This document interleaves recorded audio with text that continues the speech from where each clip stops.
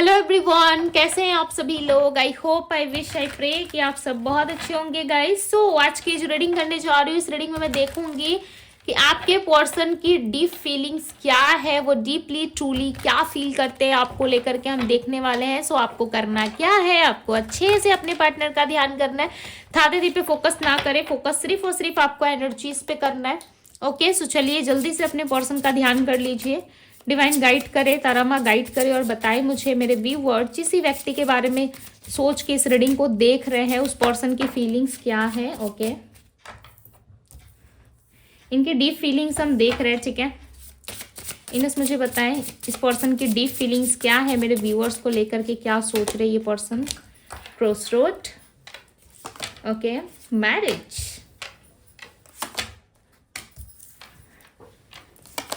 और हम देखेंगे मेक प्रॉमिस। और बताएं divine, spine, judgement, okay. Bottom of the deck की एनर्जी है होल्डिंग ऑन। सो चलिए अब हम टैरोट से भी क्लैरिफाई करके देख लेते हैं। ओके, डबल कंफर्मेशन के साथ हम रीडिंग करेंगे, राइट। चलो, इस पर्सन ने आपको चीट करा है, ठीक है। और चीट को ना ये लाइक अपनी मिस्टेक समझ रहे हैं, या आप ऐसा समझ रहे हैं कि भाई इस पर्सन की कोई मजबूरी होगी, फैमिली प्रॉब्लम होगा जिसकी वजह से मुझे चीट कर गया, ठीक है। हो सकता है कि इनकी फैमिली प्रॉब्लम हो या किसी तरीके से ये पर्सन बहुत ज़्यादा मजबूर थे, ठीक है, जिसकी वजह से हो सकता है कि इन्होंने आपको चीट कर दिया। बट मुझे यहाँ पे ऐसा लग रहा है कि किसी तीसरे पर्सन की वजह से इस इंसान ने आपको चीट करा है। डेफिनेटली कोई थर्ड पार्टी आप दोनों के बीच में आ गई या आ गया, जिसके वजह से आपके पार्टनर ने उस इंसान के साथ मिलकर आपको चीट करा है, ठीक है। क्वीन ऑफ कप्स क्लैरिफाई कर रहा है, डेफिनेटली आपके पर्सन ने आपको इमोशनली बहुत हर्ट करा है, बहुत ज्यादा हर्ट करा है इस इंसान ने आपको।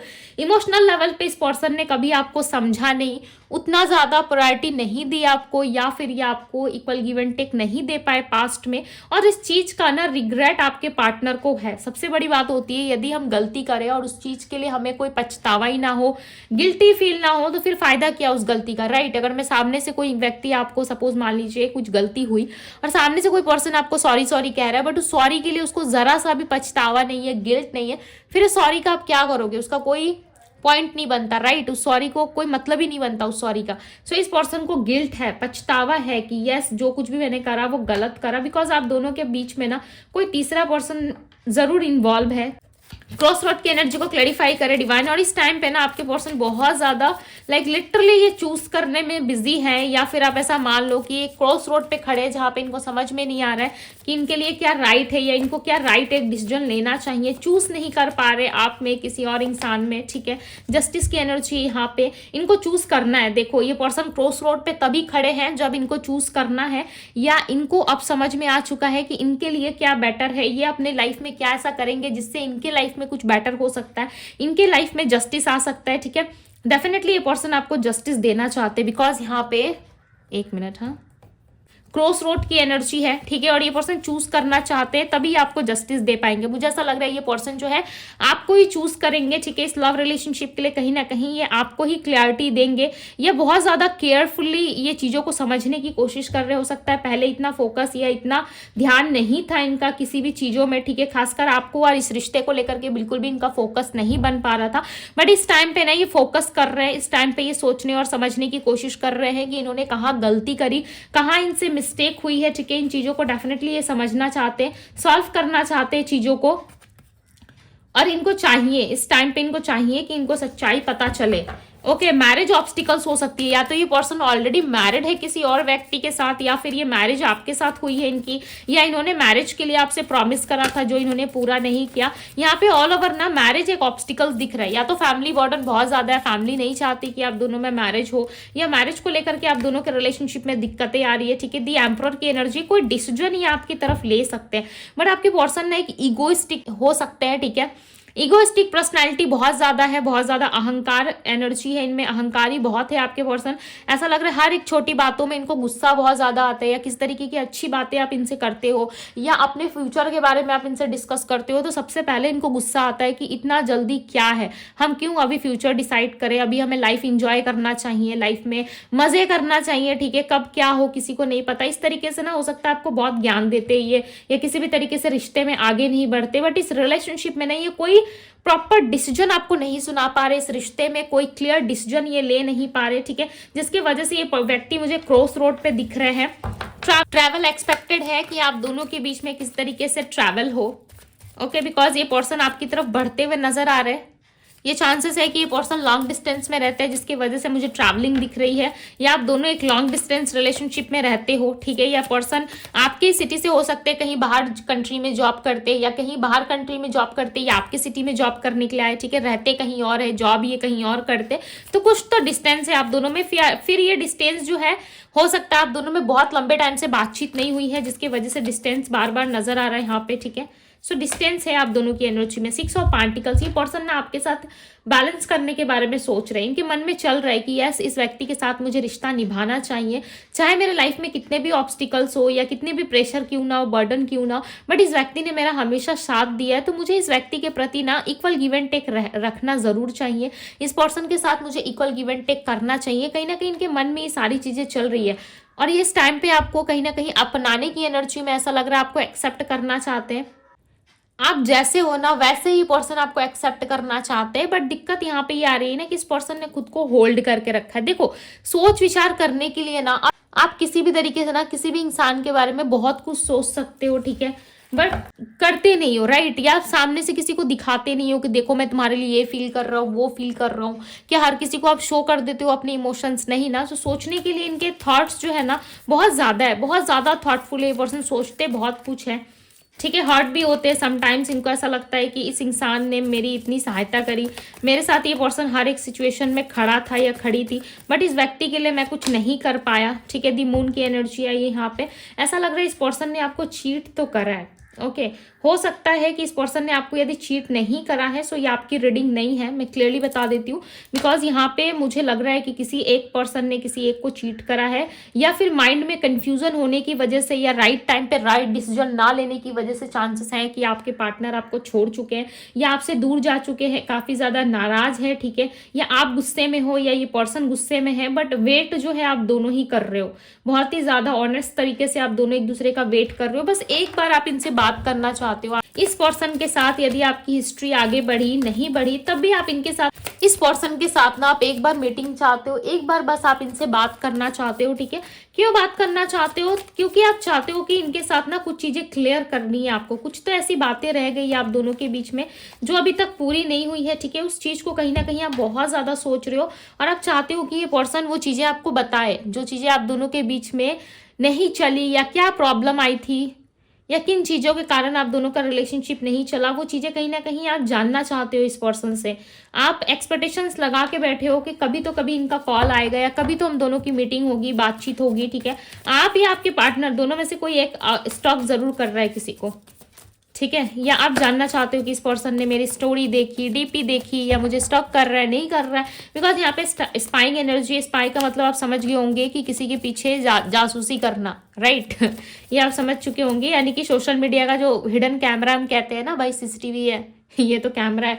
सो उसी तरीके से आप समझ लो कि ये आपकी जासूसी बहुत ज्यादा करते हैं और बहुत ज्यादा आपके बारे में जानने में ये पर्सन इंटरेस्टेड रहते हैं, ठीक है। क्वीन ऑफ सोर्ड्स बहुत ज़्यादा थॉटफुल है भाई, स्ट्रेस बहुत लेते हैं आपके पार्टनर। 5 ऑफ सोर्ड्स की एनर्जी है, बहुत ज़्यादा स्ट्रेस इनके मन में रहता है, ठीक है, आपको लेकर के बहुत ज़्यादा स्ट्रेसफुल सिचुएशन से ये पर्सन समटाइम्स डील भी करते हैं। इनको ऐसा लगता है कि क्यों आप दोनों के बीच में ये सारी चीज़ें हुई, या आप दोनों के बीच में ये चीज़ें नहीं होनी चाहिए थी, ओके। बहुत ज़्यादा कहीं ना कहीं ये पर्सन बेचैन रहते हैं, इनको ऐसा लगता है कि काश आप दोनों के बीच में सारी चीजें सॉल्व हो जाती, ठीक हो जाता सब कुछ। जजमेंट की एनर्जी को क्लैरिफाई करे डिवाइन, बिकॉज यहाँ पे ना जस्टिस की भी एनर्जी आई है, okay. Number 11, number 4, number 8 and number 7 की एनर्जी बहुत ज्यादा है यहाँ पे। हो सकता है आपके पार्टनर के बर्थ नंबर में शामिल हो। राशि की यदि मैं बात करूँ तो जेमिनी राशि हो सकती है इनकी, टॉरस, वर्गो, कैप्रिकॉन है, ओके। टॉरस, वर्गो, कैप्रिकॉन, कैंसर, स्कॉर्पियो, पाइसेस है, अब तक से यही राशियाँ जो है वो यहाँ पे निकल करके आई है, ठीक है। 7 ऑफ सोर्ड्स की एनर्जी है, ये जो एनर्जी है ना, ये भी एक स्पाई एनर्जी को ही बताती है, ठीक है। एक हिडन एनर्जी को ही रिप्रेजेंट करती है कि ये पर्सन जो है कहीं ना कहीं आपके बारे में जानने में, आपके बारे में चीज़ों को समझने में बहुत इंटरेस्टेड है। यस, इसमें कोई बात नहीं है कि ये पर्सन इंटरेस्टेड है नहीं है, डेफिनेटली इंटरेस्टेड है बहुत ज़्यादा, बट इस पर्सन ने ना अपने आप को होल्ड करके रखा है बिकॉज इनको क्लैरिटी नहीं है, या फिर किसी तरीके से ये ऐसे सिचुएशन में फंस चुके हैं जहाँ से इनको समझ में नहीं आ रहा है कि इनको क्या करना है, आगे क्या डिसीजन लेना है, या आगे आप दोनों के रिलेशनशिप में क्या चीजें होनी चाहिए, इस पर्सन को नहीं पता। यस, काफी ज्यादा पैशनेट है, ओके, बट इस पर्सन ने आपको चीट करा है। प्यार बहुत करते हैं, ठीक है, अट्रैक्शन बहुत है, लव बहुत है, हो सकता है मैरिज के नाम पे या तो इन्होंने आपको चीट कर दिया है, या फिर किसी तरीके से इन्होंने आपको प्रॉमिस करा और वो प्रॉमिस तोड़ दिया, ठीक है। बट यहाँ पे मुझे एक चीटिंग एनर्जी जरूर नजर आ रही है। यहाँ पे आपके पर्सन ने डेफिनेटली आपको चीट करा है, ये अपने मन से कर रहा है इन्होंने, या फिर किसी मजबूरी में आके, बट मुझे ऐसा लग रहा है इस पर्सन की अपनी चॉइस थी। Okay, to be very honest, यदि आप लोगों को बुरा लग रहा है, बिकॉज आई फील कि यहाँ पे इनकी चॉइस थी। बॉटम ऑफ द डेक की एनर्जी है कम्युनिकेशन। सो बहुत लोगों के लिए चांसेस हैं कि इस पर्सन की आपसे बातचीत हो सकती है, बिकॉज ये पर्सन ऑलरेडी आपको स्टॉक कर रहे हैं, जानने की, समझने की कोशिश कर रहे हैं कि क्या चल रहा है आपके लाइफ में, क्या चल रहा है आपकी एनर्जी में, ठीक है, या इस वक्त आप किस चीज़ में ज़्यादा बिजी हो, या इस वक्त आप क्या कर रहे हो। 5 ऑफ कप्स की एनर्जी है ये, यहाँ पे 5 ऑफ पेंटिकल्स है। सो नंबर 5 दिख रहा है, ओके। ऐसा लग रहा है आपकी कम्युनिकेशन होने वाली है इस पर्सन से, या तो 5 वीक्स या तो 3 वीक्स के अंदर चांसेस है कि इस इंसान के साथ आपकी कम्युनिकेशन हो, ठीक है। पास्ट में जो भी आप दोनों के बीच में लड़ाई झगड़े हुए हैं, जिस भी तरीके से आप दोनों का रिलेशनशिप खत्म हुआ, या आप दोनों एक दूसरे से बिछड़ गए, इस वक्त आप दोनों बातचीत नहीं कर रहे हो, उस चीज़ को कहीं ना कहीं ये पर्सन सॉल्व करना चाहते हैं, उस चीज़ में कहीं ना कहीं ये इंसान क्लियरिटी चाहते हैं, जिसकी वजह से ये आपको स्टॉक करते हुए मुझे यहाँ पे नजर आ रहे हैं, ठीक है। सो चांसेस हैं कि इस पर्सन के साथ आपकी कोई बातचीत हो, कोई कम्युनिकेशन हो, बिकॉज फाइट हुई है आप दोनों में, ठीक है, आर्गुमेंट जरूर हुआ है, कलेश जरूर है आप दोनों के बीच में। ऐसा लग रहा है आप दोनों ने एक दूसरे को सुनाया है, या लड़ाई झगड़े के टाइम पे आप दोनों ने एक दूसरे को कुछ ऐसी बातें कह दी है जिससे आप दोनों ही काफ़ी हर्ट हो, या आपके पर्सन ने स्पेशली आपको बहुत सारी चीज़ें सुना दी है, ठीक है, या इनको ऐसा लगता है आप बहुत कलेश करते हो, आप बहुत रोक टोक करते हो, जिसकी वजह से भी ये पर्सन जो है बर्डन मानते थे इस रिश्ते को, ठीक है। हो सकता है आप इनके अच्छे के लिए इनको रोक टोक करते थे, या आप अच्छे के लिए इनको समझाते थे, बट इस पर्सन को वो चीज़ें बहुत बुरी लगती थी उस टाइम पर, ठीक है, और ये आपको समझ नहीं पाए। कहीं ना कहीं आप इनको हमेशा समझाते रहे, आपने इनका पूरा बर्डन अपने लाइफ में लिया। हो सकता है इनके लाइफ में प्रॉब्लम होती थी, आप बर्डन में रहते थे, इनके लाइफ में कुछ दिक्कत होती थी, आप सोच विचार करते थे कि मैं इस पर्सन का दुख कैसे ख़त्म करूँ, इस पर्सन को मैं कैसे सहायता करूँ जिससे ये पर्सन हील हो पाए, ठीक है, अपनी लाइफ में शांति फील कर पाए। बट इसके ठीक ऑपोजिट आपके पार्टनर ने करा है आपके साथ, ओके। और इस टाइम पे कहीं ना कहीं ये मुझे ऐसा लग रहा है इन्होंने आपको ब्लॉक करा है, ठीक है।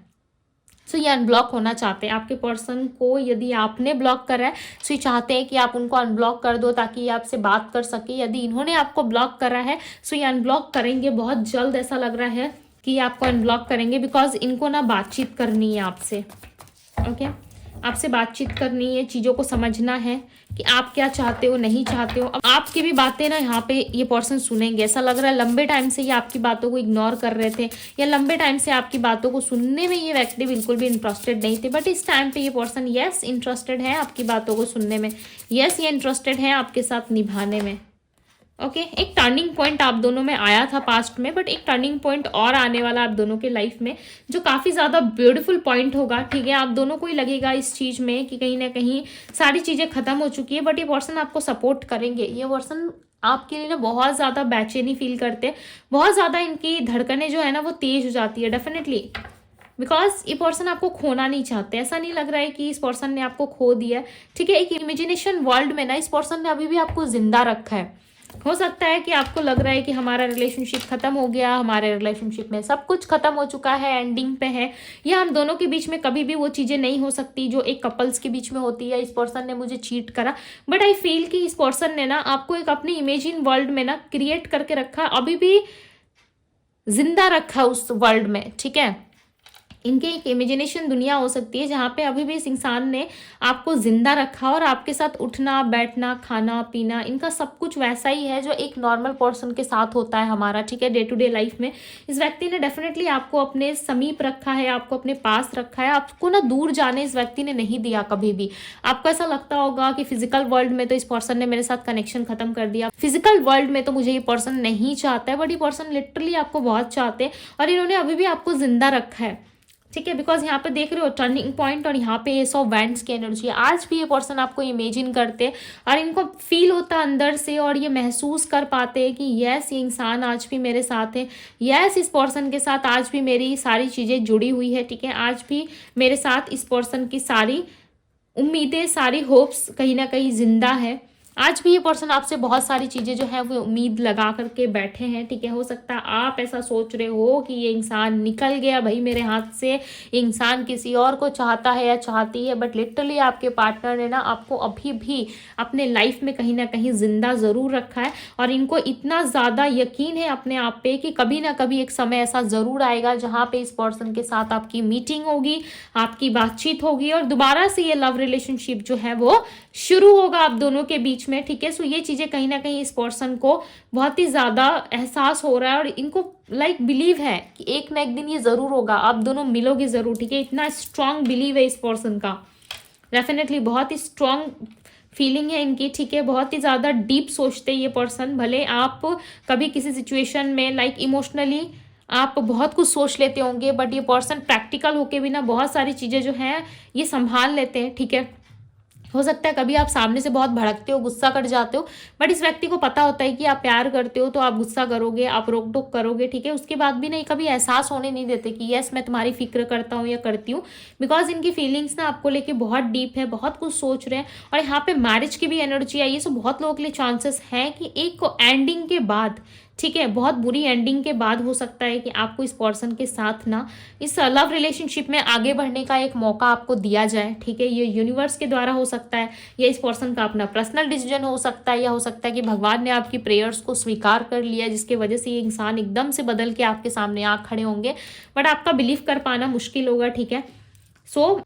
सोचते बहुत ज़्यादा ये पर्सन, ठीक है, बहुत सोचते हैं आपके बारे में, बट इनका एक्शन क्या होगा वो हम किसी और रीडिंग में चेकआउट करेंगे, ठीक है। नेक्स्ट 15 डेज़ की रीडिंग करेंगे जिसमें हम देखेंगे कि क्या नेक्स्ट 15 डेज़ में आपके पार्टनर आएंगे नहीं आएंगे या क्या उनका एक्शन होगा आपके प्रति। ओके, सो इसका समझ लो कि पार्ट 2 ही हम बनाने जाएंगे, ठीक है। सो इसका जो नेक्स्ट रीडिंग आएगा उसमें हम चेकआउट करेंगे कि आपके पर्सन क्या एक्शन लेंगे, आएंगे नहीं आएंगे, या आपके साथ उनका रिलेशनशिप चलेगा नहीं चलेगा, या आगे क्या प्रोबेबिलिटी क्या पॉसिबिलिटीज है, हम नेक्स्ट रीडिंग में चेक करेंगे। ओके, सो अभी के लिए इनकी फीलिंग्स जो है ये थी। यदि आपसे रेजोनेट की हो तो जरूर इस वीडियो को लाइक कीजिएगा, यदि रेजोनेट की है तो क्लेम जरूर कीजिएगा। सो अभी के लिए इतना ही, मैं मिलती हूँ आप सभी से अगले रीडिंग में। Bye guys.